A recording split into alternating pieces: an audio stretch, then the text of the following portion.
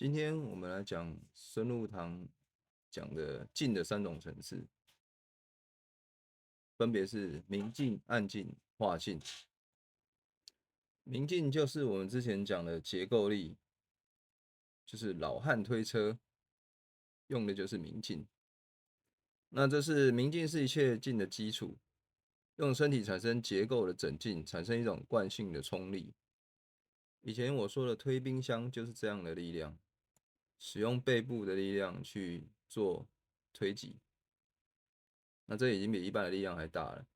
那但是呢，如果对方也会用这样的力量，那2个人就会顶在一起。那其实这也是一种程度的顶牛。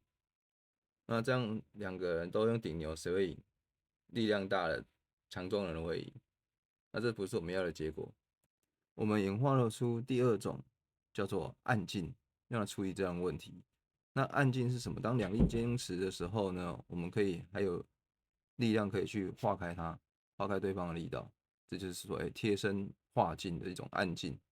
我可以动我局部的肌肉，但是这个结构的力量还在，同时保持刚性跟柔软跟灵活度。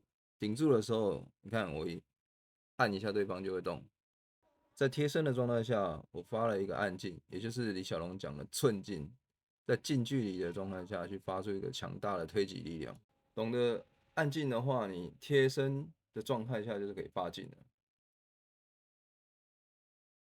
懂得暗劲呢，我们在靠近对方就可以产生一个撞击对方、把他撞飞的力道。这就是你的结构力已经很灵活了，但是呢，还是有问题。比如说我们有距离的时候呢，远距离或中距离的时候呢，你接手，这这下就用不出来了，我要靠上去，这时候才用得出来。这就是如果你只会按进的时候，这个状态下应用不出来。我要等对方进来贴身的时候，我们再去使用它。那有更进阶的劲吗？有，就叫做化劲。我们把按劲这种呢，从近距离可以用，变成中距离也可以用，远距离我们也可以使用。我们把这样子的力量叫做捧劲永不丢。我们来示范一下哈。你看，其实我们在这个距离就已经化开了。轻轻手搭出来的时候，我的力量就已经到了。我在远距离的距离就可以这样化力了，我不用等要贴身再化。这是孙路堂讲的化劲。打拳的时候呢，我们也会做有一个惯性的力道的操作，有一种柔韧的感觉。你可以看到我身体是一种像拉橡皮筋的感觉。其实我们就在练化劲。比如说我们这样捧开，我们动态当中就会产生一种惯例，不需要找一个顿点，找一个特殊的点才能使用它，这样就慢了。你又不会停着让我去打，不可能了。任何角度呢都可以说使用。你可以用低一点，我一样可以使用，还是可以玩的。这个就是孙路堂讲的化劲。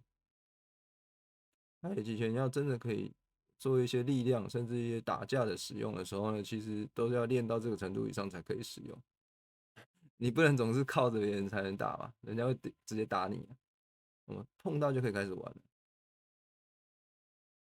我们可以滑进去再打，这时候贴身的打会力量会非常的大。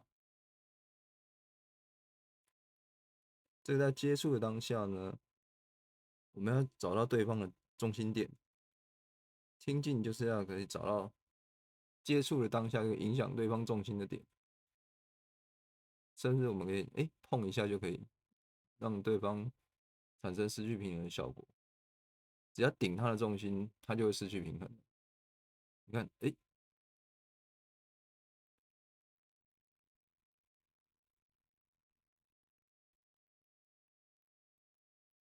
你可以护住中门，没关系，我从下面来，我不需要刻意的走直线或是特定的角度去运用这种力量，任何角度都可以使用。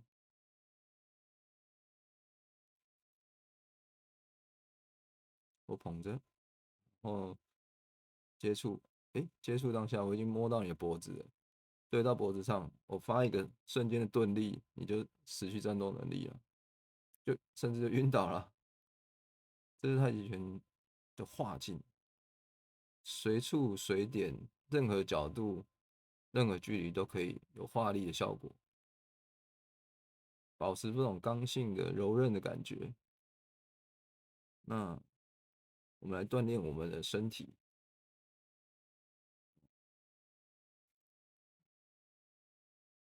可以推，可以拉，拉它也是可以很轻松的就引动它，把它操作很密集的效果，这种密集度我们才可以这真正的对战的一个使用，碰到就可以玩，中间这一下就可以撞进去了，就可以破开对方的中门。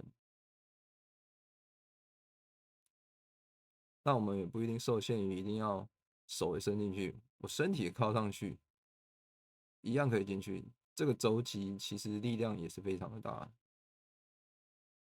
今天就讲到这里，谢谢。